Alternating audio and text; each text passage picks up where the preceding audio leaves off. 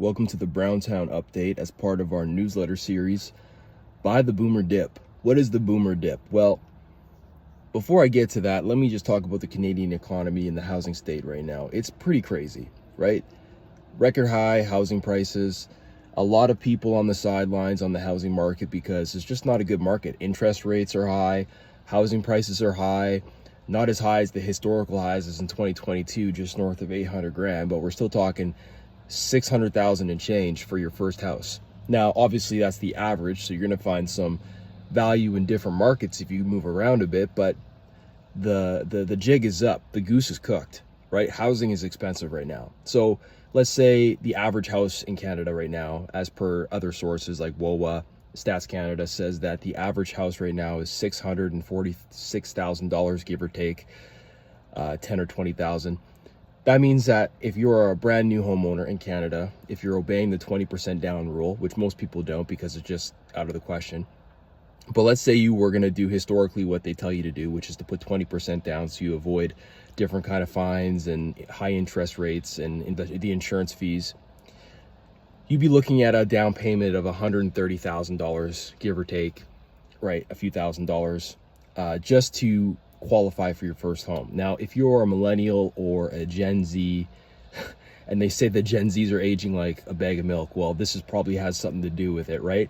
Imagine having $40,000 of student loan debt, trying to start a family, just getting out of your first, or just trying to get into your first job, and now you're looking for a house, and they're like, hey, down payment's 130 G's. Like, you're thinking to yourself, I don't know if this is the right country for me, right? Like, did my parents have to deal with this kind of a down payment situation? Like, this is a lot of money. So a lot of people are asking themselves if it even makes sense, and it doesn't.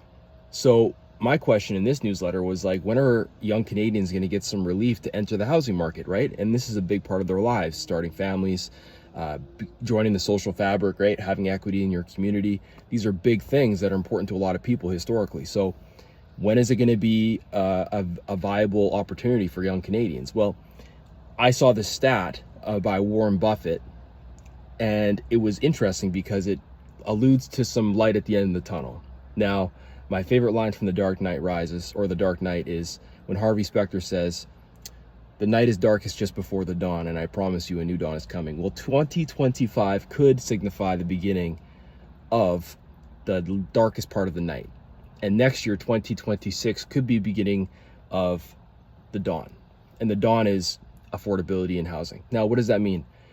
Warren Buffett predicts that between 13 and 16 million baby boomers, which own about 40% of the real estate in Canada and the United States, and that's a huge part of the market, right? So he predicts that between 13 and 16 million of these baby boomers are going to be exiting the housing market in the next 10 years. So 2026 to 2036.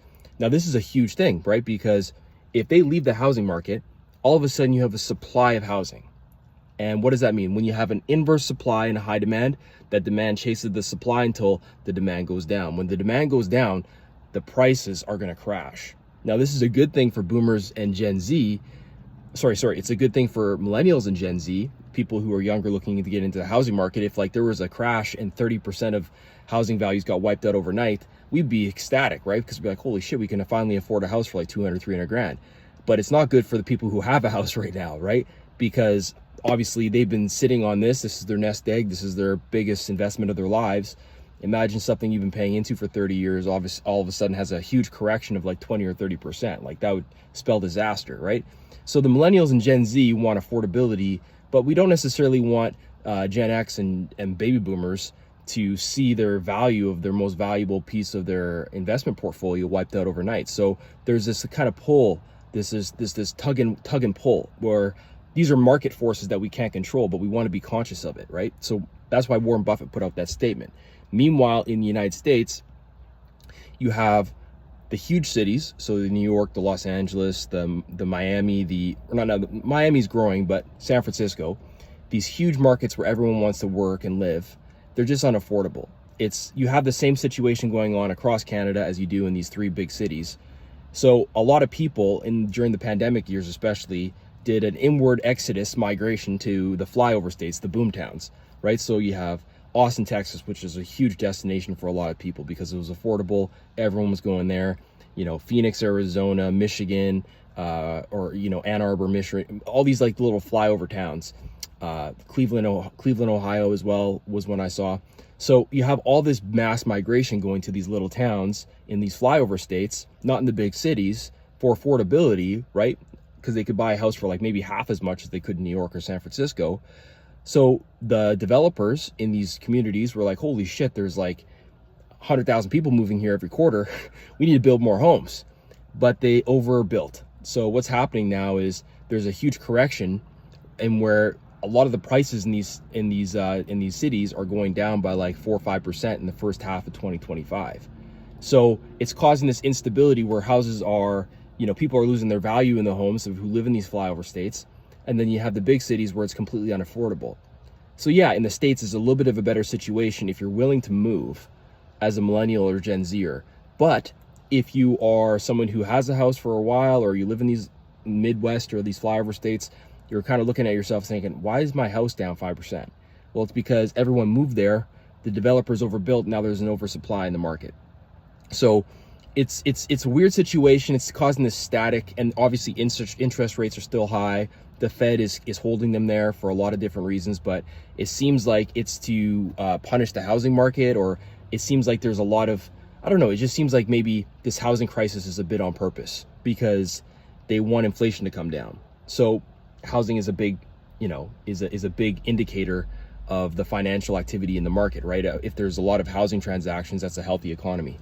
But they want to slow down exchanges. They want to slow down, the Fed, wants to slow down the number of transactions while by increasing interest rates. So money is less sexy to borrow and transactions are less sexy to do.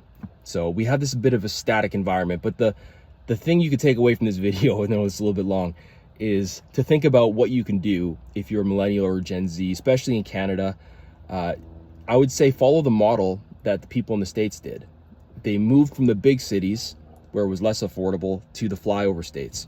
And in Canada, that's already happening. You're seeing record high interprovincial migration from like Toronto and Vancouver, Montreal, to Alberta and Saskatchewan. So if you live in Alberta and Saskatchewan, you might already think that it's too expensive to buy a home in like the big cities of Edmonton, Calgary, maybe Saskatoon and Regina to a lesser degree, but Edmonton and Calgary for sure, the housing has gone up like 10-20% in the last 5 years. Now, there's a lot of reasons for that. It's because the whole country got a sniff of like what was going on out here in Alberta, and they're like, holy smokes, we got to move there.